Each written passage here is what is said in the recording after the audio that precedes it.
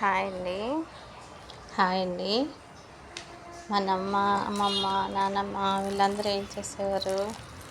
బియ్యం కడిగే నీళ్ళు, పప్పు కడిగే నీళ్ళు అన్నీ ఒక హాయ్ బకెట్లో అండి. వేసి ఒక కడిగి బిందె కానీ బకెట్ కానీ పెట్టి అందులో వేసి ఉంచేవాళ్ళు. ఆ ఏరియాలో ఆ ఊర్లో ఉండే ఆవులు గేదెలు ఉండేవాళ్ళు ఉంటారు కదా, సాయంత్రం అయ్యేసరికి ఈ కడుగు అంతా కలెక్ట్ చేసుకెళ్ళి వాళ్ళ ఆవులకి గేదెలకి పెట్టేవారనమాట. అలా పెట్టడం వల్ల అవి పాలు అవి బాగా ఇచ్చేవి. ఇప్పుడు మనం ఏం చేస్తున్నాం? బియ్యం కడిగిన నీళ్ళు, పప్పు కడిగిన నీళ్ళు అన్నీ షింక్లో పోసేస్తున్నాం. అంటే ఇప్పుడు మనకు అంత అవకాశం లేదు. మనం ఇప్పుడు అలాగా అపార్ట్మెంట్లో ఇండివిజువల్ హౌసెస్ అయినా అవ్వదు.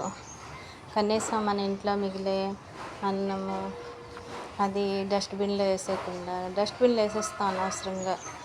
అది డస్ట్బిన్లో వేయకుండా ఒక కవర్లోనో ఒక పేపర్లోనో వేసి బయటని పెట్టేసాం అనుకోండి, ఏదో ఒక మూగజీవి, పిల్లి, కుక్క, ఆఖరికి చీమలు, పందులు తిన్నా మంచిదే కదండి. డస్ట్బిన్లో వేసుకుని పాడు చేసుకునే కన్నా మన పెద్దవాళ్ళు మనకు తెలియకుండా మనకు చాలా విషయాలు నేర్పించారు. కానీ మనం కొన్ని నేర్చుకున్నాం, కొన్ని మనకు అవకాశం లేదు.